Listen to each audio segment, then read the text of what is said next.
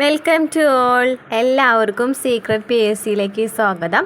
അപ്പോൾ ഇന്ന് നമ്മൾ നോക്കാൻ പോകുന്നത് WCPO ചോദ്യങ്ങളിലെ സയൻസ് പാർട്ടാണ്. ആ ഒരു ഭാഗത്ത് നിന്ന് PSC പുതിയ ചോദ്യങ്ങളാണ് ചോദിച്ചിരിക്കുന്നത്. അപ്പോൾ ആ ഒരു ഭാഗത്തിൻ്റെ നമുക്ക് ഡീറ്റെയിൽ ക്ലാസ് നോക്കാം.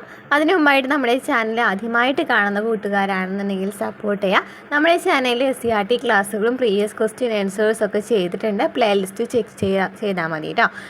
അപ്പോൾ നമുക്ക് ഇന്നത്തെ ക്ലാസ്സിലേക്ക് പോകാം. ഇനി വരുന്ന എക്സാമുകൾ CPO, അസിസ്റ്റൻറ്റ് സെയിൽസ്മാൻ ഇനി വരുന്ന പരീക്ഷകൾക്കൊക്കെ ഇമ്പോർട്ടൻ്റ് ആയിട്ടുള്ള ക്വസ്റ്റ്യൻ ആൻസേഴ്സാണ്. പുതിയ മോഡൽ ക്വസ്റ്റ്യൻസാണ് PSC ചോദിച്ചിരിക്കുന്നത് അല്ലേ.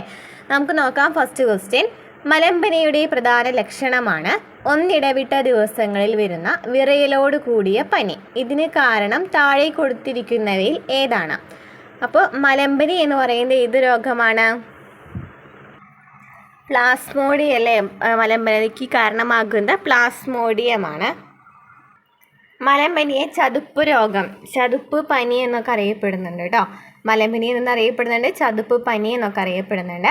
ഏകകോശ ജീവികൾ ഉൾക്കൊള്ളുന്ന ഫൈലം പ്രോട്ടോസോവ വിഭാഗത്തിൽ. അപ്പോൾ പ്രോട്ടോസോവ രോഗമാണ് എന്തെന്ന് പറയുന്നത്? മലമ്പനി എന്ന് പറയുന്ന ഒരു പ്രോട്ടോസോവ രോഗമാണ്. ഈ പ്രോട്ടോസോവ വിഭാഗത്തിലാണ് പ്ലാസ്മോഡിയം എന്ന് പറയുന്നത് വരുന്നത് അല്ലേ. പ്ലാസ്മോഡിയം വരുന്നത്. അതിൽ ഈ പ്ലാസ്മോഡിയത്തിലുള്ള പരാതങ്ങളാണ് ഈ മലമ്പനി എന്ന് പറയുന്ന രോഗം ഉണ്ടാക്കുന്നത്. അപ്പോൾ നമുക്ക് ചോദിച്ചിരിക്കുന്ന ക്വസ്റ്റ്യൻ എന്താണ്?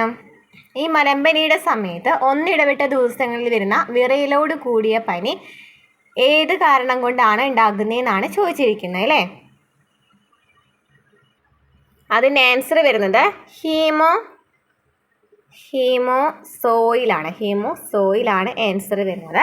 കാരണം മലമ്പനിയുടെ പ്രധാന ലക്ഷണമായ ഒന്നിടവിട്ട ദിവസങ്ങളിൽ വരുന്ന വിറയലോട് കൂടിയ പനിക്ക് കാരണമെന്ന് പറയുന്നത് ഹീമോസോയിലാണ്. ഹീമോസോയിൽ എന്ന് വെച്ചാൽ എന്താണ്? മലമ്പനിക്ക് കാരണമാകുന്ന പ്ലാസ്മോഡിയം പരാതങ്ങൾ ചുവന്ന രക്താണുക്കളെ നശിപ്പിക്കുമ്പോൾ ഹീമോസോയിൽ എന്ന വിഷവസ്തു പുറത്തുവിടുന്നുണ്ട്.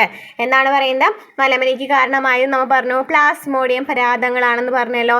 ഈ പ്ലാസ്മോഡിയം പരാതങ്ങൾ ചുവന്ന രക്താണുക്കളെ നശിപ്പിക്കും. ഈ ചുവന്ന രക്താണുക്കളെ നശിപ്പിക്കുമ്പോൾ എന്ത് സംഭവിക്കും? ഹീമോസോയിൽ എന്ന് പറയുന്ന ഒരു വിഷവസ്തു പുറത്തുവിടാണ്. അത് കാരണമാണ്, ഈ വിഷവസ്തുവാണ് പനിയും വിറയൽ തുടങ്ങിയ ലക്ഷണങ്ങൾക്ക് കാരണമാകുന്നത്. അപ്പോൾ എന്താ നമ്മൾ പറഞ്ഞത്? മലമ്പനി എന്ന് പറയുന്ന ഒരു ചതുപ്പ് രോഗം എന്നൊക്കെ അറിയപ്പെടുന്ന മലമ്പനിയാണ്. പ്ലാസ്മോഡിയം വിഭാഗത്തിലാണ് ഈ മലമ്പനി വരുന്നുണ്ട്. പ്ലാസ്മോഡിയം വിഭാഗത്തിൽപ്പെട്ട ഏത് വരുന്നതാണ്? പ്ലാസ്മോഡിയം വിഭാഗത്തിൽപ്പെട്ട പരാതങ്ങളാണ് ഈ രോഗം ഉണ്ടാക്കുന്നത്. അരുണരക്താണുക്കളിലാണ് കൂടുതലായിട്ട് ഈ മലമ്പനി ലക്ഷണങ്ങൾ പ്രകടമാകുന്നത്. അരുണരക്താണുക്കളിലാണ്. അതുപോലെ തന്നെ അനോഫിലസ് ജനസിൽപ്പെടുന്ന ചില ഇനം പെൺകൊതുകുകളാണ് രോഗം പരത്തുന്നത്. അതും പഠിച്ചു വയ്ക്കാൻ ചോദിക്കാറുണ്ട്. അനോഫിലസ് കൊതുകാണ് മലമ്പനി പരത്തുന്ന ഏത് രോഗമാണ്? അനോഫിലിസ് കൊതുകാണ് പരത്തുന്നതെന്നും പഠിച്ചു വയ്ക്കുക. അതുപോലെ തന്നെ പഠിച്ചു വയ്ക്കേണ്ടതെന്നാണ് ഹീമോസോയിൽ എന്ന് പറയുന്ന വിഷവസ്തു പുറപ്പെടുവിക്കുന്നുണ്ട്. ഈ പരാതങ്ങളിലെ പ്ലാസ്മോഡിയം എന്ന് പറയുന്ന വിഭാഗത്തിൽ വരുന്ന പരാതങ്ങൾ രക്താണുക്കളെ നശിപ്പിക്കുമ്പോൾ, ചുവന്ന രക്താണുക്കളിലാണ് ഉണ്ടാകുന്നതെന്ന് പറഞ്ഞല്ലോ. ഈ ചുവന്ന രക്താണുക്കളെ നശിപ്പിക്കുമ്പോൾ ഹീമോസോയിൽ എന്ന് പറയുന്ന ഒരു വിഷവസ്തു പുറത്തുവിടുന്നുണ്ട്. ഈ വിഷവസ്തുവാണ് എന്തിന് കാരണമാകുന്നത്? പനി, വിറയൽ തുടങ്ങിയ ലക്ഷണങ്ങൾക്ക് കാരണമാകുന്നത്. ഇനി നമുക്ക് തന്ന ഓപ്ഷൻ നോക്കിയാലോ. ഹീമോഗ്ലോബിൻ എന്തിനാണ് കാരണമാകുന്നത്? ഹീമോഗ്ലോബിൻ എന്ന് വെച്ചാൽ എന്താണ്? റെഡ് ബ്ലഡ് സെൽസ് ആണ് അല്ലേ. ഹീമോഗ്ലോബിൻ എന്ന് പറയുന്നത് it is A protein in red blood cells. അതായത് അരുണ രക്താണുക്കളിലുള്ള ഒരു പ്രോട്ടീൻ എന്ന് പറയുന്നത് ഏതാണ്? ഹീമോഗ്ലോബിൻ ആണ്. അതെന്താണ്? ഓക്സിജനെ സംവഹിക്കുന്നതാണ് അല്ലേ. ഓക്സിജനെ ക്യാരി ചെയ്യുന്നതാണ് ഹീമോഗ്ലോബിൻ എന്ന് പറയുന്നത്. അപ്പോൾ ഇതൊരിക്കലും എന്തിന് കാരണമാകുന്നില്ല? പനിക്ക് കാരണമാകുന്നില്ല. അപ്പോൾ ഹീമോഗ്ലോബിൻ എന്ന് പറയുന്നത് ഓക്സിജനെ വഹിക്കുകയാണ് ചെയ്യുന്നത്. അതുപോലെ തന്നെ ഇതെന്ന് പറയുന്നത് റെഡ് ബ്ലഡ് സെൽസിൽ തന്നെയാണുള്ളത്. രക്താണുക്കളിൽ തന്നെയാണ് ഹീമോഗ്ലോബിനും ഉള്ളത് എന്ന് പഠിച്ചു വയ്ക്കാം. RBCയിൽ തന്നെയാണ് എന്തുള്ളതും ഹീമോഗ്ലോബിൻ ഉള്ളതെന്നും പഠിച്ചു വയ്ക്കാം. ഇനി നമുക്ക് നെക്സ്റ്റ് എന്താണ്? ഹീമോസീൽ തന്നിട്ടുണ്ടല്ലോ. എന്താണ് ഹീമോസീൽ എന്ന് വെച്ചാൽ എന്താണ്? ഇതെന്ന് പറയുന്നത് നമ്മൾ കഴിഞ്ഞ ഒരു ക്ലാസ്സിൽ ജീനസ്, സ്പീഷീസ് ഒക്കെ നമ്മൾ ഡീറ്റെയിൽ ആയിട്ട് ക്ലാസ് എടുത്തിട്ടുണ്ടായിരുന്നില്ലേ. വർഗീകരണം എന്നൊക്കെ പറഞ്ഞിട്ട് 9ാം ക്ലാസ്സിലെ ലാസ്റ്റ് ചാപ്റ്റർ ആണെന്ന് തോന്നണം. അപ്പോൾ അതിൽ നമ്മൾ പഠിച്ചിട്ടുണ്ടായിരുന്ന ഒരു വിഭാഗമാണ് ആർത്രോപോഡ, മൊള്ളസ്ക എന്നിവയൊക്കെ അല്ലേ. ഈ ആർത്രോപോഡ മൊള്ളസ്കയിലുള്ള ഒരു ബോഡി ക്യാവിറ്റിയാണ് ഹീമോസീൽ എന്ന് പറയുന്നത്. ഹീമോസീൽ എന്ന് വെച്ചാൽ എന്താണ്? ആർത്രോപോഡ മൊള്ളസ്ക എന്നീ വിഭാഗത്തിൽ കാണപ്പെടുന്ന ഒരു ക്യാവിറ്റിനെയാണെന്ന് പറയുന്നത് ഹീമോസീൽ എന്ന് പറയുന്നത്. അപ്പോൾ ഇതൊരിക്കലും എന്തിന് കാരണമാകുന്നില്ല? ഫീവറിനൊന്നും കാരണമാകുന്നില്ല. കാരണം എന്താണ്? ഇത് ഹ്യൂമൻ ഫീവറുമായിട്ട് ഒരു ബന്ധം കാണിക്കുന്നില്ല. ഇനി നമ്മൾ നെക്സ്റ്റ് പറഞ്ഞു ഹീമോസോയിൽ. ഹീമോസോയിൽ നമ്മൾ പറഞ്ഞു എന്താണ്, റെഡ് ബ്ലഡ് സെൽസ് അരുണ രക്താണുക്കളിലാണ് കാണപ്പെടുന്നത്. അതുപോലെ തന്നെ അരുണ രക്താണുക്കളെ നശിപ്പിക്കുമ്പോൾ എന്ത് സംഭവിക്കുകയാണ്, ഒരു വിശ്വാസത്തെ ഉണ്ടാക്കുന്നതാണ്, അതെന്ന് പറയുന്നതാണ് ഹീമോസോയിൽ എന്ന് പറയുന്നത്. നെക്സ്റ്റ് എന്താണ് ഹീമോഫീലിയ. എന്താണ് ഹീമോഫീലിയ? എന്താണ്, ഒരു ജനിതക രോഗമാണ് അല്ലേ ഹീമോഫീലിയ എന്ന് പറയുന്നത്. ഒരു ജനിതക രോഗമാണ്. അവിടെ എന്താണ്, ബ്ലഡ് ക്ലോട്ട് മര്യാദയ്ക്ക് കറക്റ്റായിട്ട് നടക്കാത്തതാണ് അല്ലേ കാരണമാകുന്നത്. രക്തം കട്ട പിടിക്കാത്ത ജനിതക രോഗമാണ് ഹീമോഫീലിയ എന്ന് പറയുന്നത്. അപ്പോൾ ഇതെന്ന് പറയുന്നത് എന്തിന് കാരണമാകുന്നില്ല, ഫീവറിനും കാരണമാകുന്നില്ല. അപ്പോൾ ഇവിടെ നമ്മുടെ ആൻസർ എന്ന് പറയുന്നത് എങ്ങനെയാണ്, ഓപ്ഷൻ നോക്കിയിട്ട് കണ്ടുപിടിക്കുകയാണെങ്കിൽ ഹീമോസോയിൽ ആണെന്ന് നമുക്ക് മനസ്സിലാക്കാം. നെക്സ്റ്റ് ക്വസ്റ്റ്യനിലേക്ക് പോയാലോ. HIV ബാധ കണ്ടെത്താൻ വേണ്ടി ചെയ്യുന്ന ടെസ്റ്റ് ഏതാണ്? HIV ബാധ കണ്ടെത്തുന്നതിന് വേണ്ടിയിട്ട് ചെയ്യുന്ന ടെസ്റ്റ് ഏതാണ്? എലിസ ടെസ്റ്റ് ആണ് അല്ലേ, എലിസ ടെസ്റ്റ് ആണ്. HIV ബാധ കണ്ടെത്തുന്നതിന് ഉപയോഗിക്കുന്ന ടെസ്റ്റ് ഏതാണ്? എലിസ ടെസ്റ്റ് ആണ്, എലിസ ടെസ്റ്റ്. അപ്പോൾ എയ്ഡ്സ് രോഗനിർണയത്തിനായിട്ടാണ് ഈ എലിസ പരിശോധന കൂടുതലായിട്ട് നടത്തുന്നത്. HIV വൈറസ് മൂലമുണ്ടാകുന്ന ഒരു രോഗമാണ് എന്തെന്ന് പറയുന്നത്, എയ്ഡ്സ് എന്ന് പറയുന്നത്. HIV മൂലമുണ്ടാകുന്ന ഒരു രോഗം ഏതാണ്? എയ്ഡ്സ് ആണ്. അപ്പോൾ എയ്ഡ്സ് ആണെന്ന് പഠിച്ചു വയ്ക്കുക. HIV ബാധ മൂലം ഉണ്ടാകുന്ന ഒരു രോഗം ചോദിക്കുകയാണെന്നുണ്ടെങ്കിൽ, HIV വൈറസ് മൂലം ഉണ്ടാക്കുന്ന ഒരു രോഗം ചോദിക്കുകയാണെന്നുണ്ടെങ്കിൽ ഏതാണ്? എയ്ഡ്സ് ആണ്. അപ്പോൾ അത് കണ്ടെത്തുന്നതിനുള്ളൊരു ടെസ്റ്റ് ആണെന്ന് പറയുന്നത് എലിസ ടെസ്റ്റ് എന്ന് പറയുന്നത്. രക്തത്തിലെ HIV ആൻറ്റിബോഡികളുടെ സാന്നിധ്യം കണ്ടെത്തുന്നതിനാണ് ഈ എലിസ ടെസ്റ്റ് ഉപയോഗിക്കുന്നത്. ഇനി നമുക്ക് ഓപ്ഷനിൽ വൈഡൽ ടെസ്റ്റ് തന്നിട്ടുണ്ട് അല്ലേ. എന്തിനാണ് ഈ വൈഡൽ ടെസ്റ്റ് ഉപയോഗിക്കുന്നത്? സ്ഥിരം PSC റിപ്പീറ്റഡ് ചോദ്യമാണ് ഈ വൈഡൽ ടെസ്റ്റ് എന്ന് പറയുന്നത്. അപ്പോൾ ഈ വൈഡൽ ടെസ്റ്റ് എന്തിനാണ് ഉപയോഗിക്കുന്നത്? ടൈഫോയിഡ് പനി കണ്ടെത്തുന്നതിനാണ് വൈഡൽ ടെസ്റ്റ് ഉപയോഗിക്കുന്നതിനാണ്. ടൈഫോയിഡ് പനി കണ്ടെത്തുന്നതിനായിട്ടാണ് വൈഡൽ ടെസ്റ്റ് ഉപയോഗിക്കുന്നത്. ടൈഫോയിഡ് കണ്ടെത്തുന്നതിനായിട്ടാണ് വൈഡൽ ടെസ്റ്റ് ഉപയോഗിക്കുന്നത്. നെക്സ്റ്റ് എന്താണ്, ബയോപ്സി തന്നിട്ടുണ്ട് അല്ലേ. എന്താണ് ബയോപ്സി എന്ന് പറയുന്നത്? ബയോപ്സി എന്ന് വെച്ചാൽ രോഗനിർണയത്തിനായിട്ട് ശരീരത്തിൽ നിന്ന് ടിഷ്യൂ സാമ്പിൾ എടുത്ത് പരിശോധിക്കുന്ന പ്രക്രിയയാണ് ബയോപ്സി എന്ന് പറയുന്നത്. ടിഷ്യൂ സാമ്പിൾ എടുത്ത് പരിശോധിക്കുന്ന പ്രക്രിയയാണ് ബയോപ്സി എന്ന് പറയുന്നത്.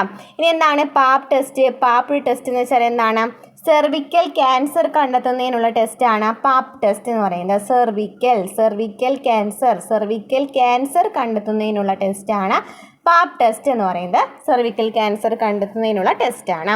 അപ്പോൾ എന്തൊക്കെയാണെന്നോ പറഞ്ഞത് ഇവിടെ, HIV ബാധ കണ്ടെത്തുന്നതിന് വേണ്ടിയിട്ട് ഉപയോഗിക്കുന്ന ടെസ്റ്റ് ഏതാണ്? എൽസ ടെസ്റ്റ് ആണ്. ഈ HIV വൈറസ് മൂലമുണ്ടാകുന്ന രോഗമാണ് എയ്ഡ്സ് എന്ന് പറയുന്നത്. വൈഡൽ ടെസ്റ്റ് എന്ന് വെച്ചാൽ ടൈഫോയിഡ് കണ്ടെത്തുന്നതിന് വേണ്ടി ഉപയോഗിക്കുന്ന ടെസ്റ്റാണ് വൈഡൽ ടെസ്റ്റ്. ബയോപ്സി എന്ന് വെച്ചാൽ എന്താണ്, ടിഷ്യൂ സാമ്പിൾ എടുത്ത് പരിശോധിക്കുന്ന പ്രക്രിയയാണ് എന്ന് പറയുന്നത് ബയോപ്സി എന്ന് പറയുന്നത്. പാപ്പ് ടെസ്റ്റ് എന്ന് വെച്ചാൽ എന്താണ്, സെർവിക്കൽ ക്യാൻസർ കണ്ടെത്തുന്നതിന് വേണ്ടിയിട്ടുള്ള ടെസ്റ്റാണ് പാപ്പ് ടെസ്റ്റ് എന്ന് പറയുന്നത്. നെക്സ്റ്റ് ക്വസ്റ്റ്യൻ, പ്രസവശേഷം ആദ്യമായി ഉൽപ്പാദിപ്പിക്കുന്ന മുലപ്പാലാണ് കൊളസ്ട്രം എന്ന് പറയുന്നത്. ഇതിലടങ്ങിയിരിക്കുന്ന ഇമ്മ്യൂണോഗ്ലോബുലിൻ ഏതാണ്? അപ്പോൾ എന്താണ് പറയുന്നത്, പ്രസവശേഷം ആദ്യമായിട്ട് ഉൽപ്പാദിപ്പിക്കുന്ന മുലപ്പാൽ എന്നാ പറയുന്നത്, കൊളസ്ട്രം എന്നാണ് പറയുന്നത്. റിപ്പീറ്റഡ് ആയിട്ടുള്ള ഒരു ക്വസ്റ്റ്യൻ ആണ്, ഇളം മഞ്ഞ നിറാണ് അല്ലേ.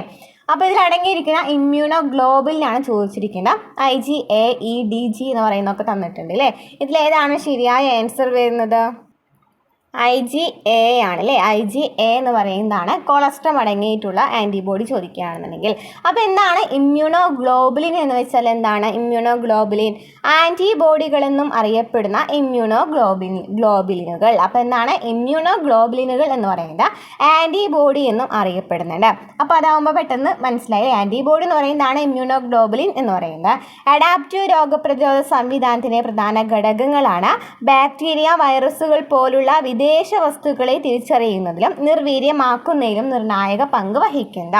അപ്പോൾ ആൻറ്റിബോഡീസ് അല്ലെങ്കിൽ ഇമ്മ്യൂണോഗ്ലോബുലിനുകൾ എന്താണ് ചെയ്യുന്നത്? ബാക്ടീരിയ, വൈറസ് പോലെയുള്ള വിദേശ വസ്തുക്കളെ തിരിച്ചറിയുക, അവയെ നശിപ്പിക്കുക എന്ന് പറയുന്നതാണ് ഈ ആൻറ്റിബോഡീസ് അല്ലെങ്കിൽ ഇമ്മ്യൂണോഗ്ലോബുലിൻ്റെ പ്രധാന ധർമ്മം എന്ന് പറയുന്നത്. അപ്പോൾ 5 പ്രധാന തരം ഇമ്മ്യൂണോഗ്ലോബുലിനുകളാണ് ശരിയായിട്ടുള്ളത്. 5 എണ്ണമാണ് ഉള്ളത്.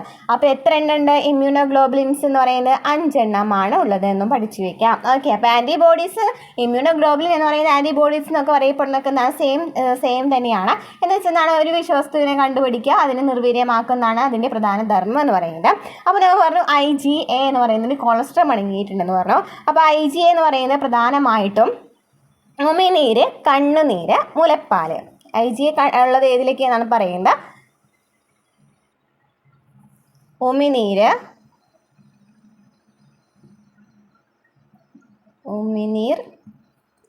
കണ്ണുനീർ, ഉമിനീർ, കണ്ണുനീർ, മുലപ്പാൽ തുടങ്ങിയ മ്യൂക്കോസൽ സ്രവങ്ങളിൽ കാണപ്പെടുന്നു. അതുപോലെ ദഹന, ശ്വസന, ജ്ഞാനേന്ദ്രിയ സംവിധാനങ്ങളുടെ എപ്പിത്തീലിയൽ പ്രതലങ്ങളെ സംരക്ഷിക്കുകയും ചെയ്യുന്നുണ്ട്. അപ്പോൾ അത്രയ്ക്കൊന്നും പഠിച്ചു വെക്കേണ്ട, ഏതിലാണ് കാണപ്പെടുന്നതെന്ന് പഠിച്ചു വയ്ക്കുക.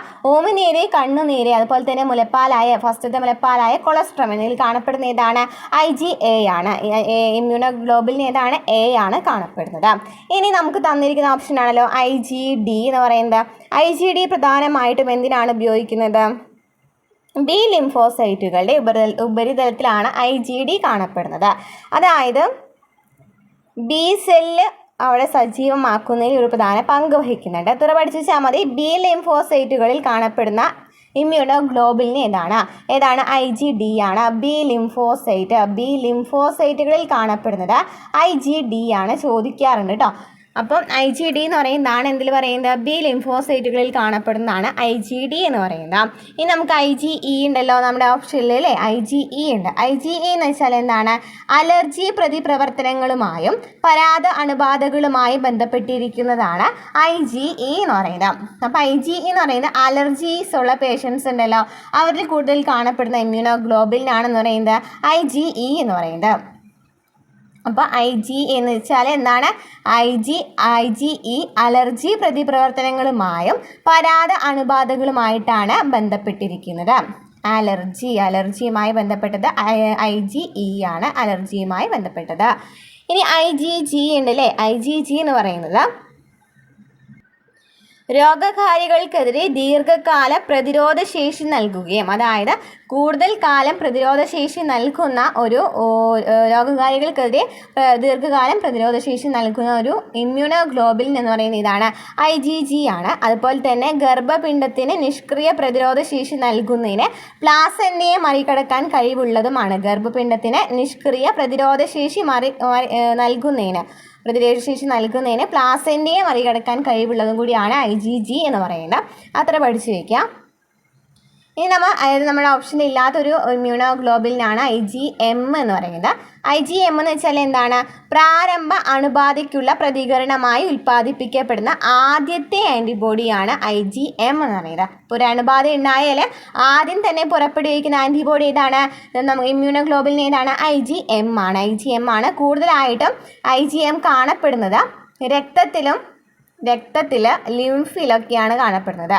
രക്തത്തിലും ലിംഫ് ദ്രാവകത്തിലൊക്കെയാണ് കൂടുതലായിട്ട് എന്തിൽ കാണപ്പെടുന്നത്? IgM കൂടുതലായിട്ട് കാണപ്പെടുന്നത്. ഓക്കെ, ക്ലിയർ ആയല്ലോ. അപ്പോൾ നമ്മൾ ഇമ്മ്യൂണോഗ്ലോബുലിൻ എന്ന് പറയുന്നത് 5 എണ്ണം ഉണ്ടെന്ന് പറഞ്ഞു. ആദ്യത്തെയാണ് IgA എന്ന് പറയുന്നത്. IgA എന്ന് പറയുന്നത് കൂടുതലായിട്ട് കാണപ്പെടുന്നത് കണ്ണുനീര്, ഉമിനീര്, അതുപോലെ തന്നെ മുലപ്പാൽ എന്നിവയിലാണ് കൂടുതലായിട്ട് കാണപ്പെടുന്നത് IgA എന്ന് പറയുന്നത്. ഇനി IgD നമ്മൾ പറഞ്ഞു. IgD എന്ന് വെച്ചാൽ എന്താണ്? ബി ലിംഫോസൈറ്റുകളിൽ കൂടുതലായിട്ട് കാണപ്പെടുന്നത് IgD ആണ്. IgE എന്താണ്? അലർജിയുമായിട്ട് ബന്ധപ്പെട്ടിരിക്കുന്ന ഇമ്മ്യൂണോഗ്ലോബുലിനാണ് IgE എന്ന് പറയുന്നത്. IgG എന്ന് വെച്ചാൽ എന്താണ്? IgG എന്ന് വെച്ചാൽ രോഗകാരികൾക്കെതിരെ ദീർഘകാല പ്രതിരോധശേഷി നൽകുന്ന ഇമ്മ്യൂണോഗ്ലോബുലിനാണ് IgG എന്ന് പറയുന്നത്.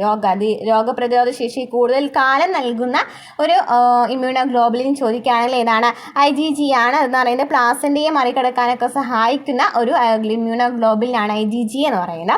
ഗർഭപിണ്ഡത്തിന് നിഷ്ക്രിയ പ്രതിരോധശേഷി ഗർഭപിണ്ഡത്തിന് പ്രതിരോധശേഷി നൽകുന്നതിനൊക്കെ സഹായിക്കുന്ന ഏതാണ്? IgG ആണ്. ഇനി IgM എന്ന് പറയുന്നത് നമ്മൾ പറഞ്ഞു രക്തത്തിൽ ലിംഫിലൊക്കെയാണ് കൂടുതലായിട്ട് കാണപ്പെടുന്നത്. അതുപോലെ തന്നെ ആദ്യമായിട്ട് ഒരു രക്താണു വരാണെന്നുണ്ടെങ്കിൽ, അണുബാധ വരാണെന്നുണ്ടെങ്കിൽ ആദ്യമായിട്ട് പ്രതികരിക്കുന്ന ഇമ്മ്യൂണോഗ്ലോബുലിൻ ചോദിക്കുകയാണെന്നുണ്ടെങ്കിൽ, ആദ്യമായിട്ട് പ്രൊഡ്യൂസ് ചെയ്യുന്ന ആൻറ്റിബോഡി ചോദിക്കുകയാണെന്നുണ്ടെങ്കിലും ഏത് തന്നെയാണ്? IgM ആണ്. ക്ലിയർ ആയല്ലോ? Next question. രക്തത്തിലെ ഗ്ലൂക്കോസിൻ്റെ നില നിയന്ത്രിക്കുന്ന ഹോർമോണുകൾ ഏതൊക്കെയാണ്? രക്തത്തിലെ ഗ്ലൂക്കോസിൻ്റെ നില നിയന്ത്രിക്കുന്ന ഹോർമോണുകൾ ഏതൊക്കെയാണ്? ഇൻസുലിനും ഗ്ലൂക്കഗോണാണ് അല്ലേ. ഇൻസുലിൻ എന്ന് പറയുന്നത് എന്താണ് ചെയ്യുന്നത്? രക്തത്തിലെ ഗ്ലൂക്കോസിൻ്റെ അളവ് കുറയ്ക്കാൻ സഹായിക്കുകയാണ് ഇൻസുലിൻ ചെയ്യുന്നത്. രക്തത്തിലെ ഗ്ലൂക്കോസിൻ്റെ അളവ് കുറയ്ക്കുന്നതിന് ഇൻസുലിൻ എന്ന് പറയുന്നത് ഗ്ലൂക്കോസിൻ്റെ അളവ് കുറയ്ക്കാനാണ് ഇൻസുലിൻ ഉപയോഗിക്കുന്നത്. ഗ്ലൂക്കഗോൺ എന്ന് വെച്ചാൽ എന്താണ് ചെയ്യുന്നത്? രക്തത്തിലെ ഗ്ലൂക്കോസിന്റെ അളവ് വർദ്ധിപ്പിക്കുന്നതിനായിട്ടാണ് ഗ്ലൂക്കഗോൺ സഹായിക്കുന്നത്. രക്തത്തിലെ ഗ്ലൂക്കോസിന്റെ അളവ് വർദ്ധിപ്പിക്കുന്നതിനാണ്. ഈ രണ്ട് ഹോർമോണുകളും ഏത് ഗ്രന്ഥിയാണ് ഉൽപ്പാദിപ്പിക്കുന്നത്? പാൻക്രിയാസ് ഗ്രന്ഥിയാണ് അല്ലേ. പാൻക്രിയാസ് ഗ്രന്ഥി പുറപ്പെടുവിക്കുന്ന ഹോർമോൺസ് എന്ന് ചോദിക്കുകയാണെങ്കിൽ ഏതൊക്കെയാണ്? ഇൻസുലിനും ഗ്ലൂക്കഗോണാണ്. ഇൻസുലിൻ എന്ന് പറയുന്നത് രക്തത്തിലെ ഗ്ലൂക്കോസിന്റെ അളവ് കുറയ്ക്കുകയാണ് ചെയ്യുന്നത്. ഗ്ലൂക്കഗോൺ ആണെന്നുണ്ടെങ്കിലോ രക്തത്തിലെ ഗ്ലൂക്കോസിന്റെ അളവ് കൂടുകയാണ് ചെയ്യുന്നതെന്നും പഠിച്ചു വയ്ക്കാം. ഇനി നമ്മുടെ ഓപ്ഷനിൽ അഡ്രിനാലിനും നോർ അഡ്രിനാലിനും തന്നിട്ടുണ്ട് അല്ലേ. അഡ്രിനാലിനും നോർ അഡ്രിനാലിനും തന്നിട്ടുണ്ട്. എന്താണ് അഡ്രിനാൽ ഉപയോഗിക്കുന്നതിനാണ്? ഇനി നമ്മുടെ ഓപ്ഷനിൽ പറയുന്നതാണ് അഡ്രിനാലിനും നോർ അഡ്രിനാലിനും അല്ലേ. ഈ അഡ്രിനാലിനും നോർ അഡ്രിനാലിനും ഏത് ഗ്രന്ഥിയാണ് പുറപ്പെടുവിക്കുന്നത്? അഡ്രിനൽ ഗ്രന്ഥിയാണ്. അഡ്രിനാലിനും നോർ അഡ്രിനാലിനും പുറപ്പെടുവിക്കുന്ന ഗ്രന്ഥി ചോദിക്കുകയാണെന്നുണ്ടെങ്കിൽ ഏതാണ്? അഡ്രിനൽ ഗ്രന്ഥിയാണ്. ഈ അഡ്രിനാലിൻ എന്ന് പറയുന്നത് എന്തിനാണ് ഉപയോഗിക്കുന്നത്? ഹൃദയസ്തംഭനം, അതുപോലെ തന്നെ ഉപരിവിപ്ലവമായ, അതായത് കൂടുതലായിട്ടുള്ള രക്തസ്രാവം ഉണ്ടാകുക, ഹൃദയസ്തംഭനം ഉണ്ടാകുക, അങ്ങനെയൊക്കെ ആണെന്നുണ്ടെങ്കിലാണ് ചികിത്സിക്കുന്നതിനായിട്ടാണ് ഉപയോഗിക്കുന്നത്? അഡ്രിനാലിന് ഉപയോഗിക്കുന്നത്. ഹൃദയസ്തംഭനം അതുപോലെ തന്നെ ഉയർന്ന രക്തസ്രാവത്തിനൊക്കെ ഉപയോഗിക്കുന്നത് ഏതാണ്? അഡ്രിനാലിനാണ്. എന്നാൽ നോർ അഡ്രിനാലിൻ വെച്ച് എന്തായിരിക്കും? നേരെ ഓപ്പോസിറ്റ് ആയിരിക്കും അല്ലേ. അതായത് നന്നായിട്ട് രക്തസമ്മർദ്ദം നന്നായിട്ട് താഴാണെന്നുണ്ടെങ്കിൽ ആ ഒരു സമയത്ത് മരുന്നിൽ ഉപയോഗിക്കുന്ന ഒരു ചികിത്സിക്കാൻ കുത്തിവയ്ക്കാവുന്ന ഒരു മരുന്നായിട്ട് ഉപയോഗിക്കാം? നോർ അഡ്രിനാലിന് ഉപയോഗിക്കാം. അപ്പോൾ അഡ്രിനൽ ഗ്രന്ഥിയാണ് അഡ്രിനാലിനും നോർ അഡ്രിനാലിനും പുറപ്പെടുവിക്കുന്നതെന്ന് പഠിച്ചേക്കാം. അഡ്രിനാലിൻ എന്ന് പറയുന്നത് ഹൃദയസ്തംഭനം, അതുപോലെ തന്നെ ഉയർന്ന രക്തസമ്മർദ്ദം, കൂടുതലായിട്ടുള്ള ഉയർന്ന രക്തസ്രാവം ഒക്കെ ഉണ്ടാവുകയാണെന്നുണ്ടെങ്കിൽ ചികിത്സിക്കാൻ ഉപയോഗിക്കുന്നത് അഡ്രിനാലിനാണ്. നോർ അഡ്രിനാലിൻ എന്ന് വെച്ചാൽ എന്താണ്? താഴ്ന്ന രക്തസമ്മർദ്ദം ഉണ്ടാകുമ്പോൾ ചികിത്സിക്കാൻ കുത്തിവയ്ക്കുന്ന ഉപകരണം ഉണ്ടല്ലോ, അതിൽ ഉപയോഗിക്കുന്ന മരുന്നെന്ന് പറയുന്നത് ഇതാണ്? നോർ അഡ്രിനാലിനാണ്. ഇനി എന്താണ് തൈമോസിനും തൈറോക്സിനും? എന്താണ് തൈറോക്സിൻ? കൂടുതലായി PSC ചോദിക്കുന്ന ഒരു ക്വസ്റ്റ്യൻ ആണ്. യുവത്വ ഹോർമോൺ എന്ന് പറയുന്നത് ഏതാണെന്ന് ചോദിക്കാറുണ്ട്. ഏതാണ്? തൈമോസിനാണ് യുവത്വ ഹോർമോൺ എന്ന് പറയുന്നത്. ഏതാണ്? തൈമോസിനാണ് യുവത്വ ഹോർമോൺ എന്ന് പറയുന്നത്. തൈറോയ്ഡ് ഹോർമോണുമായി ബന്ധപ്പെട്ടതാണ് തൈറോക്സിൻ എന്ന് പറയുന്നത്. അപ്പോൾ തൈമോസിൻ കൂടുതലായിട്ട് ചോദിക്കുന്നതാണ് യുവത്വ ഹോർമോൺ എന്ന് പറയുന്നത് ഏതാണെന്ന് ചോദിക്കാറുണ്ട്. തൈമോസിനാണ് യുവത്വ ഹോർമോൺ എന്നറിയപ്പെടുന്നത്. തൈമോസിനാണ്. തൈറോക്സിൻ എന്ന് പറയുന്നത് തൈറോയ്ഡ് ഗ്രന്ഥിയുമായി ബന്ധപ്പെട്ട ഹോർമോണാണ്. ഇനി എന്താണ് ഓക്സിറ്റോസിനും വാസോപ്രസിനും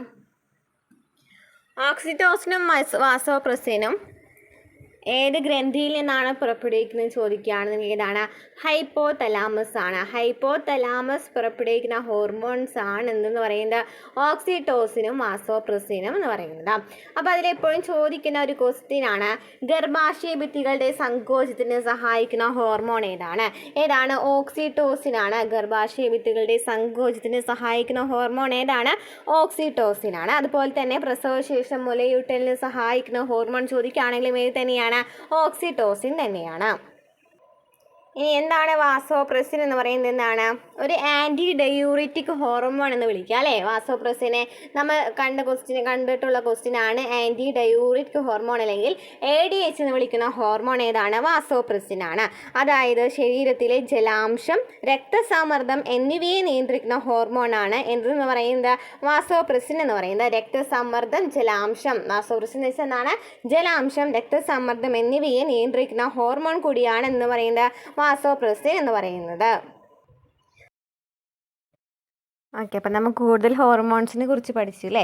നമ്മൾ എന്താണ് പറഞ്ഞത്? അഡ്രിനാലിൻ, നോർ അഡ്രിനാലിൻ എന്നിവ എന്താണ്? അഡ്രിനൽ ഗ്രന്ഥി ഉൽപ്പാദിപ്പിക്കുന്ന ഹോർമോൺസ് ആണ്. ഇൻസുലിനും ഗ്ലൂക്കഗോൺ എന്താണ്? ഗ്ലൂക്കോസിൻ്റെ നില നിയന്ത്രിക്കുന്ന ഹോർമോൺസ് ആണ്. പാൻക്രിയാസ് ഗ്രന്ഥിയാണ് ഉൽപ്പാദിപ്പിക്കുന്നത്. ഇൻസുലിൻ എന്ന് പറയുന്നത് രക്തത്തിലെ ഗ്ലൂക്കോസിൻ്റെ അളവ് കുറയ്ക്കുകയാണെങ്കിൽ ഗ്ലൂക്കഗോൺ രക്തത്തിലെ ഗ്ലൂക്കോസിൻ്റെ അളവ് കൂട്ടുകയാണ് ചെയ്യുന്നത്. ഇനി തൈമോസിൻ എന്ന് പറയുന്നത് യുവത്വ ഹോർമോണാണ്. തൈമോക്സിൻ എന്ന് പറയുന്നത് ഗ്രന്ഥിയാണ് പുറപ്പെടുവിക്കുന്നത് ചോദിക്കുകയാണെങ്കിൽ തൈമസ് ഗ്രന്ഥിയാണ്. ഇനി തൈറോക്സിൻ എന്ന് പറയുന്നത് തൈറോയ്ഡ് ഗ്രന്ഥി പുറപ്പെടുവിക്കുന്ന ഹോർമോണാണ്. ഓക്സിറ്റോസിനും വാസോപ്രസിനും എന്താണ്? ഹൈപ്പോതലാമസ് പുറപ്പെടുവിക്കുന്ന ഹോർമോൺസ് ആണ് ഓക്സിറ്റോസിനും വാസോപ്രസിനും. ഓക്സിറ്റോസിൻ എന്ന് പറയുന്നത് ഗർഭാശയ ഭിത്തികളെ സങ്കോചിക്കാൻ സഹായിക്കുന്ന ഹോർമോണാണ് ഓക്സിറ്റോസിൻ. വാസോപ്രസിൻ എന്ന് വെച്ചാൽ എന്താണ്? ജലാംശം ഒക്കെ നിലനിർത്താൻ സഹായിക്കുന്ന ഹോർമോൺ എന്ന് ചോദിക്കുകയാണെങ്കിൽ ഏതാണ്? വാസോപ്രസിനാണ്. നെക്സ്റ്റ് ക്വസ്റ്റ്യൻ, ക്യാൻസറിനെ പ്രതിരോധിക്കാനായി 9 മുതൽ 14 വയസ്സ് വരെയുള്ള കുട്ടികൾക്ക് നൽകുന്ന വാക്സിനേഷൻ ഏതാണ്? ക്യാൻസറിനെ പ്രതിരോധിക്കാനായി 9 മുതൽ 14 വയസ്സ് വരെയുള്ള കുട്ടികൾക്ക് നൽകുന്ന വാക്സിനേഷനാണ് HPV. ഇന്നെന്താണ് നമ്മുടെ ഓപ്ഷനിൽ HIB1 തന്നിട്ടുണ്ട് അല്ലേ? HIB1 എന്ന് പറയുന്നത് എന്തിനുള്ള വാക്സിനാണ്? HIB1 എന്ന് വെച്ചാൽ ഇത് ഹീമോഫിലസ് ഇൻഫ്ലുവൻസ ടൈപ്പ് ബി എന്ന ബാക്ടീരിയ മൂലമുണ്ടാകുന്ന അണുബാധയെ തടയുന്ന വാക്സിനാണ്. ഹീമോഫിലസ് ഇൻഫ്ലുവൻസ ടൈപ്പ് ബി എന്ന ബാക്ടീരിയ മൂലമുണ്ടാകുന്ന അണുബാധയെ തടയണം.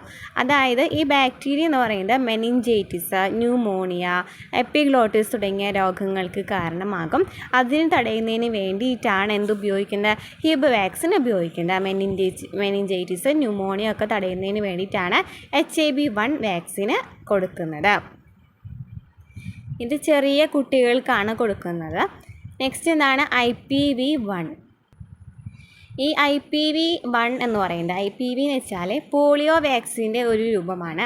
ഈ IPV എന്ന് പറയുന്നത് പോളിയോ വാക്സിൻ്റെ ഒരു രൂപമാണ് IPV എന്ന് പറയുന്നത്. പോളിയോ വൈറസിനെതിരെ ശരീരത്തിൽ പ്രതിരോധശേഷി ഉണ്ടാക്കാനായിട്ട് ഇത് സഹായിക്കുന്നു. അപ്പോൾ IPV എന്ന് പറയുന്നത് എന്താണ്? പോളിയോ വൈറസിനെതിരെ ശരീരത്തിൽ പ്രതിരോധശേഷി ഉണ്ടാക്കുന്നതിനായിട്ടാണ് ഈ IPV1 വാക്സിൻ കൊടുക്കുന്നത്. ഇനി റോട്ട വൈറസ് എന്താണ്? റോട്ട വൈറസ് 1 എന്ന് പറയുന്നത് റോട്ട വൈറസ് അണുബാധ മൂലമുണ്ടാകുന്ന വയറിളക്കം, ഛർദി തുടങ്ങിയ രോഗങ്ങളിൽ നിന്നും സംരക്ഷണം നൽകുന്ന ഒരു പ്രതിരോധ മരുന്നാണ് റോട്ട വൈറസ് എന്ന് പറയുന്നത്. എന്താണ്? വയറിളക്കം, ഛർദി പോലുള്ള രോഗങ്ങൾ തടയുന്നതിന് വേണ്ടിയിട്ടാണ് റോട്ടോ വൈറസ് കൊടുക്കുന്നത്. അപ്പോൾ HPV എന്ന് പറയുന്നത് എന്താണ്? 9 മുതൽ 14 വയസ്സ് വരെയുള്ള കുട്ടികൾക്കാണ് ക്യാൻസറിനെ പ്രതിരോധിക്കാനായിട്ടാണ് നൽകുന്നത്. HIB1 എന്ന് വെച്ചാൽ എന്താണ്? മെനിഞ്ചൈറ്റിസ് പോലെയുള്ള രോഗങ്ങളിൽ നിന്നും തടയുന്നതിന് വേണ്ടിയിട്ടാണ് HIB1 വൈറസ് കൊടുക്കുന്നത്. ഇനി IPV1 എന്ന് വെച്ചാൽ എന്താണ്? പോളിയാണ് അല്ലേ? പോളിയോയുടെ വേറൊരു മരുന്നാണ് IPV1 എന്ന് പറയുന്നത്. നെക്സ്റ്റ് റോട്ടാ വൈറസ് എന്ന് പറയുന്നത് വയറിളക്കം, ഛർദി എന്നിവയിൽ തടയുന്നതിന് വേണ്ടിയിട്ടാണ് എന്ന് നൽകുന്നത് റോട്ടാ വൈറസ് 1 നൽകുന്നത്. നെക്സ്റ്റ് ക്വസ്റ്റ്യൻ, വംശനാശ ഭീഷണി നേരിടുന്ന കേരളത്തിലെ ഭൂഗർഭ മീനുകൾ താഴെ കൊടുത്തിരിക്കുന്നവയിൽ ഏതൊക്കെയാണ്? വംശനാശ ഭീഷണി നേരിടുന്ന കേരളത്തിലെ ഭൂഗർഭ മീനുകൾ ഏതൊക്കെയാണ്? ക്രിപ്റ്റോഗ്ലാനിസ് ഷാജി, ഹൊറഗ്ലാനിസ് അബ്ദുൽ കലാമി, പാഞ്ചിയോ ബുജിയ, എനിഗ്മ ചെന്ന കൊല്ലം എന്ന് പറയുന്നതൊക്കെ എന്താണ്? കേരളത്തിലെ ഭൂഗർഭ മീനുകളാണ്. വംശനാശ ഭീഷണി നേരിടുന്നവയാണ് ഇവയെല്ലാം. അപ്പോൾ എല്ലാതും ശരിയായ ആൻസറാണ്. ക്രിപ്റ്റോഗ്ലാനിസ് ഷാജി, ഹൊറഗ്ലാനിസ് അബ്ദുൽ കലാമി, പാഞ്ചിയോ ബുജിയ, എനിഗ്മ ചെന്ന കൊല്ലം. നെക്സ്റ്റ്, ഒരു വലിയ വെള്ളച്ചാട്ടത്തിൻ്റെ അടിയിലുള്ള വെള്ളത്തിൻ്റെ താപനില മുകളിലുള്ള വെള്ളത്തിൻ്റെ താപനിലയേക്കാളും കൂടുതലായിരിക്കും. അതിന് കാരണം എന്താണ്? ഒരു വലിയ വെള്ളച്ചാട്ടത്തിൻ്റെ അടിയിലുള്ള വെള്ളത്തിൻ്റെ താപനില മുകളിലുള്ള വെള്ളത്തിൻ്റെ താപനിലയേക്കാൾ കൂടുതലായിരിക്കും. എന്താണ് കാരണം? അതായത് നമുക്കറിയാം വെള്ളം കെട്ടി നിൽക്കുന്ന ഒരു ഭാഗം ഉണ്ടല്ലോ, ആ ഒരു ഭാഗത്ത് സ്ഥിതികോർജ്ജമായിരിക്കും. അതായത് പൊട്ടൻഷ്യൽ എനർജി ആയിരിക്കും അല്ലേ? അവിടുത്തെ ഊർജ്ജം ചോദിക്കുകയാണെങ്കിൽ ഏതാണ്? പൊട്ടൻഷ്യൽ എനർജിയാണ്. ഈ പൊട്ടൻഷ്യൽ എനർജി എന്ത് സംഭവിക്കും? വെള്ളച്ചാട്ടം നടക്കുമെന്ന് സംഭവിക്കും. ഈ പൊട്ടൻഷ്യൽ എനർജി എന്തായിട്ട് മാറും? കൈനറ്റിക് എനർജി ആയിട്ട് മാറും. അതായത് ഗതികോർജ്ജമായിട്ട് മാറും. ഈ കൈനറ്റിക് എനർജി താപമായിട്ട് മാറുന്ന പ്രവർത്തനം ഉണ്ടല്ലോ, അതുമൂലമാണ് എന്ത് സംഭവിക്കുന്നത്? വെള്ളച്ചാട്ടത്തിൻ്റെ അടിയിലുള്ള വെള്ളത്തിൻ്റെ താപനില എന്ന് പറയുന്നത് കൂടുതലാവാനായിട്ടുള്ള ചാൻസ്. അതായത് നമുക്കറിയാം വെള്ളം കെട്ടിയിരിക്കുകയാണെന്നുണ്ടെങ്കിൽ അവിടെ സ്ഥിതികോർജ്ജമാണ്. വെള്ളച്ചാട്ടം നടക്കുന്ന സമയത്ത് എന്ത് സംഭവിക്കുകയാണ്? വെള്ളം ഫ്ലോ ചെയ്യുന്ന സമയത്ത് അതെന്തായിട്ട് മാറും? ഈ സ്ഥിതികോർജ്ജം എന്ന് പറയുന്നത് ഗതികോർജ്ജമായിട്ട് മാറും അല്ലേ?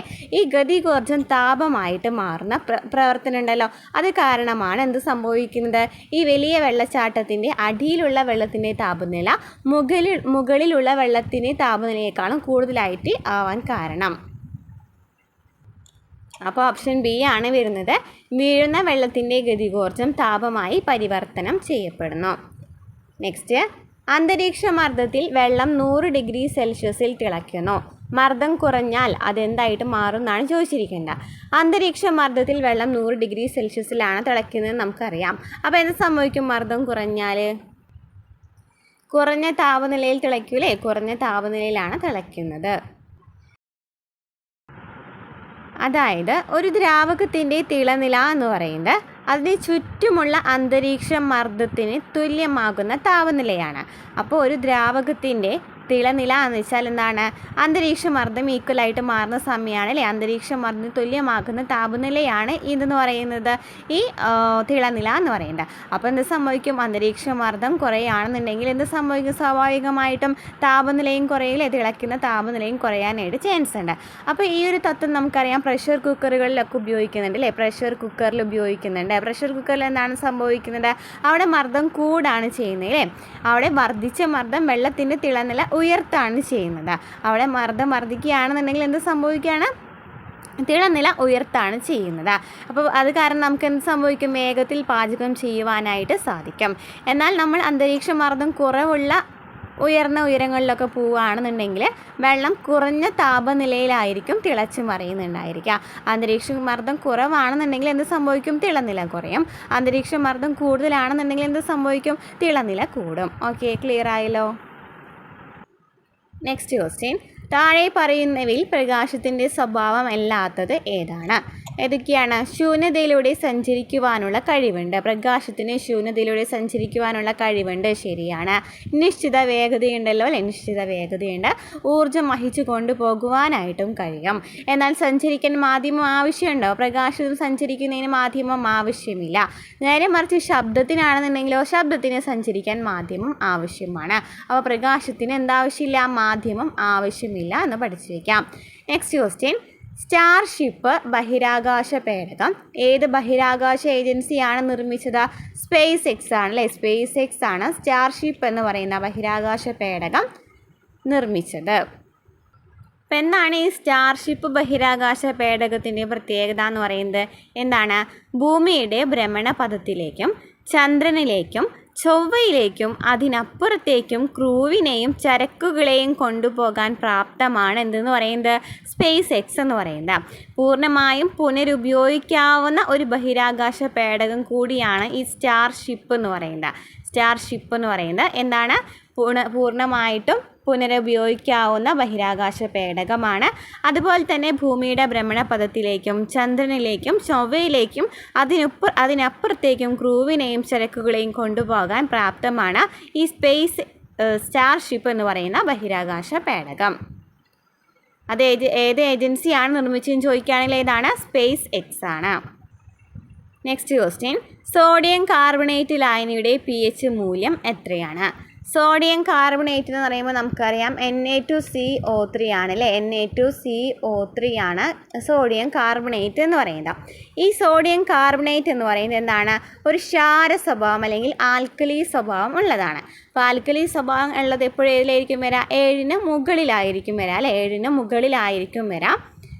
അതായത് നമുക്ക് പറയാം ഈ കാർബോണിക് ആസിഡും ഇത് ജലത്തിൽ ലയിക്കുമ്പോൾ Na2CO3 എന്ന് പറയുന്നത് ജലത്തിൽ ലയിക്കുമ്പോൾ നമുക്ക് കിട്ടുന്നത് എന്തായിരിക്കും? NaOH ആയിരിക്കും ലഭിക്കുന്നുണ്ടായിരിക്കാം. സോഡിയം ഹൈഡ്രോക്സൈഡാണ് നമുക്ക് ലഭിക്കുന്നുണ്ടായിരിക്കുക. അപ്പോൾ ഈ സോഡിയം ഹൈഡ്രോക്സൈഡ് എന്ന് പറയുന്നത് ആൽക്കലി തന്നെയാണ്. അത് കാരണമാണ് 7ന് മുകളിലായിട്ട് വരുന്നത് pH മൂല്യം. അപ്പോൾ ഇത്ര പഠിച്ചിരിക്കുക, സോഡിയം കാർബണേറ്റ് എന്ന് പറയുന്ന ഒരു ആൽക്കലിയാണ്.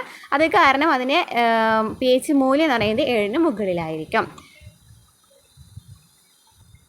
നെക്സ്റ്റ്, ആറ്റോമിക സംഖ്യ 23 ഉള്ള മൂലകം ആവർത്തന പട്ടികയിൽ ഏത് ബ്ലോക്കിലാണ് വിടുന്നത്? ആറ്റോമിക് സംഖ്യ 23 ആണെന്നുണ്ടെങ്കിൽ ഒന്നില്ലാന്നുണ്ടെങ്കിൽ ഇലക്ട്രോണിക് കോൺഫിഗറേഷൻ എഴുതി വയ്ക്കുക. അല്ലെങ്കിൽ ആറ്റോമിക് നമ്പർ 23 ഏതാണ്? വെനേഡിയം ആണെന്ന് പഠിച്ചു വയ്ക്കുക. അത് പഠിച്ചിട്ടില്ല എന്നുണ്ടെങ്കിൽ നമുക്ക് ആൻസർ ചെയ്യാനായിട്ട് പറ്റും. എങ്ങനെയാണ് നമ്മൾ എഴുതുക, ഇലക്ട്രോണിക് കോൺഫിഗറേഷനൊക്കെ നമ്മൾ ഡീറ്റെയിൽ ആയിട്ട് SCRT ക്ലാസ്സിൽ നമ്മൾ എടുത്തിട്ടുണ്ടായിരുന്നു അല്ലേ. 9ാം ക്ലാസ് SCRT 1, 2 ചാപ്റ്ററൊക്കെ നമ്മൾ ഡീറ്റെയിൽ ആയിട്ട് എടുത്തതാണ്. ക്ലാസ്സുകൾ കാണാത്തിട്ടുണ്ടെങ്കിൽ പോയി കാണാം കേട്ടോ. അപ്പോൾ എങ്ങനെയാണ് ഇലക്ട്രോണിക് കോൺഫിഗറേഷൻ വരുന്നത്? 1s2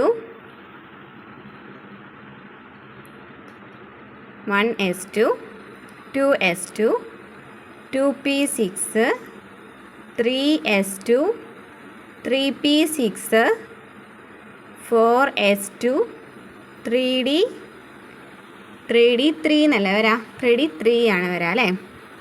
അപ്പം നമുക്കറിയാം ഇവിടെ ലാസ്റ്റ് ഇലക്ട്രോൺസ് ഉൾക്കൊള്ളുന്നത് ഇതിലാണ്, ഡിയിലാണ്.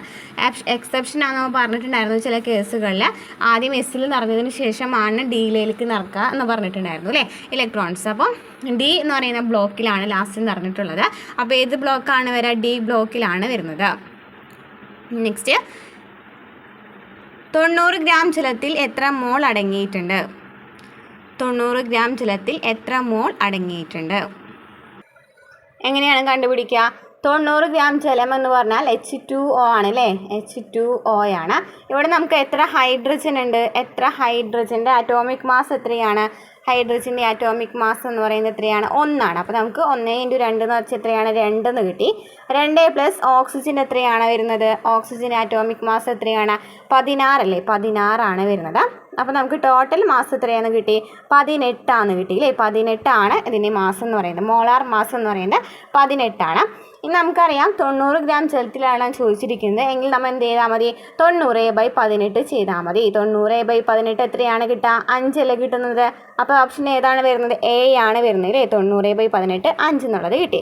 അപ്പോൾ നമുക്ക് ഇങ്ങനെ എത്ര മോൾ അടങ്ങിയിട്ടുണ്ടെന്നൊക്കെ ചോദിക്കുകയാണെന്നുണ്ടെങ്കിൽ നമ്മൾ ആദ്യം തന്നെ അതിൻ്റെ രാസസൂത്രം എഴുതി വയ്ക്കാം.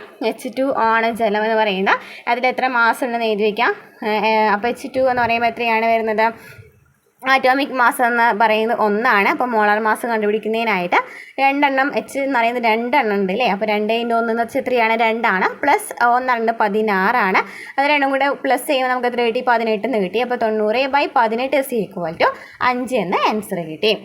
നെക്സ്റ്റ് എന്താണ്? ഇലക്ട്രിക് അയൺ ബോക്സിലെ ഹീറ്റിംഗ് എലമെൻറ്റ് നിർമ്മിക്കാൻ ഉപയോഗിക്കുന്ന ലോഹസങ്കരം ഏതാണ്? ഹീറ്റിംഗ് എലമെൻ്റ് ആയിട്ട് ഉപയോഗിക്കുന്ന ഏതാണ്? നിക്രോം ആണ് അല്ലേ. നിക്രോം ആണ് ഹീറ്റിംഗ് എലമെൻ്റ് ആയിട്ട് നിർമ്മിക്കാൻ. ഹീറ്റിംഗ് എലമെൻറ്റ് അയൺ ബോക്സിൽ ഹീറ്റിംഗ് എലമെൻറ്റ് നിർമ്മിക്കാൻ ഉപയോഗിക്കുന്ന ലോഹസങ്കരം എന്ന് പറയുന്നത് ഇതാണ്, നിക്രോം ആണ്. നിക്രോം എന്ന് പറയുമ്പോൾ എന്തൊക്കെ എലമെൻറ്റ്സ് ഉണ്ടായിരിക്കും അതിൽ? നിക്കലും ഉണ്ടായിരിക്കും, ക്രോമിയവും ഉണ്ടാവും അല്ലേ. നിക്കലും ക്രോമിയാണ് ഉണ്ടായിരിക്കുക. ഇനി നമ്മുടെ ഓപ്ഷനിൽ തന്നിരിക്കുന്ന ഒരു ഇതാണ് ഡുറാലിമിൻ എന്ന് പറയുന്നത്. എന്തിനാണ് ഡുറാലിമിൻ ഉപയോഗിക്കുന്നത്? വിമാനത്തിൻ്റെ പാർട്സ് ഒക്കെ ഉണ്ടല്ലോ, അത് നിർമ്മിക്കുന്നതിന് വേണ്ടിയിട്ടാണ് എന്ത് ഉപയോഗിക്കുന്നത്? ഡുറാലിമിൻ ഉപയോഗിക്കുന്നത്. വിമാനഘടനകൾ, ട്രക്ക് വീല്, സ്ക്രൂ മെഷീൻ ഉൽപ്പന്നങ്ങളൊക്കെ നിർമ്മിക്കുന്നതിനായിട്ട് ഉപയോഗിക്കുന്നത് എന്താണ്? ഡുറാലിമിനാണ്. വിമാനത്തിൻ്റെ പാർട്സ് നിർമ്മിക്കാൻ ഉപയോഗിക്കുന്നത് മാത്രം പഠിച്ചാലും മതി. ഡുറാലിമിൻ എന്ന് പറയുന്നത് അത്രയാണ് വരുന്നത്. ഇനി ഡുറാലിമിൻ എന്ന് പറയുന്നത് അലുമിനിയത്തിൻ്റെയും കോപ്പറിൻ്റെയും മിക്സ്ചറാണ് നമുക്ക് പറയാം. അലുമിനിയം അതുപോലെ തന്നെ കോപ്പറാണ് അതിൽ അടങ്ങിയിട്ടുള്ളതെന്ന് നമുക്ക് പറയാം കേട്ടോ. അലുമിനിയം അതുപോലെ തന്നെ കോപ്പർ, അലുമിനിയം കോപ്പറാണ് അടങ്ങിയിട്ടുള്ളതെന്ന് പറയാം. ചെറിയ തോതിൽ മാംഗനീസും അതുപോലെ തന്നെ മെഗ്നീഷ്യവും അടങ്ങിയിട്ടുണ്ട്. ചെറിയ തോതിൽ മെഗ്നീഷ്യവും മാംഗനീസും അടങ്ങിയിട്ടുണ്ട്. കൂടുതലായിട്ടും അലുമിനിയവും ചെമ്പുമാണ് ഇതിൽ അടങ്ങിയിരിക്കുന്നത്. അലുമിനിയം 95% ആണെങ്കിൽ ചെമ്പ് 4% അടങ്ങിയിട്ടുള്ളത്. ഇനി അൽനിക്കോയിൽ എന്തൊക്കെ അടങ്ങിയിട്ടുണ്ട്? അലുമിനിയം ഉണ്ട്, നിക്കലുണ്ട്, കൊബാൾട്ട് ഉണ്ട്, പിന്നെ എന്താണ് ഉണ്ടായിരിക്കുക? അയേൺ ഉണ്ടായിരിക്കും അല്ലേ. അയേൺ ഇരുമ്പ് ഉണ്ടായിരിക്കും. അലുമിനിയം അൽ എന്ന് പറയുമ്പോൾ അലുമിനിയം, പിന്നെ നീ എന്ന് വെച്ചാൽ നിക്കൽ, കോന്ന് വെച്ചാൽ കൊബാൾട്ട്, പിന്നെ അയേണും കൂടി ഉണ്ടായിരിക്കും അൽനിക്കോയിൽ. അൽനിക്കോ എന്ന് പറയുന്നത് എപ്പോഴും ചോദിക്കുന്ന ഒരു ക്വസ്റ്റ്യൻ അൽനിക്കോനെ കുറിച്ച്. സ്ഥിരകാന്തങ്ങൾ നിർമ്മിക്കാൻ ഉപയോഗിക്കുന്നത് എന്താണെന്നാണ് ചോദിക്കാറുള്ളത്. സ്ഥിരകാന്തം നിർമ്മിക്കാനായിട്ട് ഉപയോഗിക്കുന്നത് എന്താണ്? അൽനിക്കോയാണ്. സ്ഥിരകാന്തം നിർമ്മിക്കാനായിട്ട് ഉപയോഗിക്കുന്നത് എന്താണ്? അൽനിക്കോയാണ്. അൽനിക്കോയിൽ അലുമിനിയം, നിക്കൽ, കൊബാൾട്ട്, അയൺ എന്നിവയാണ് അടങ്ങിയിരിക്കുന്നത്.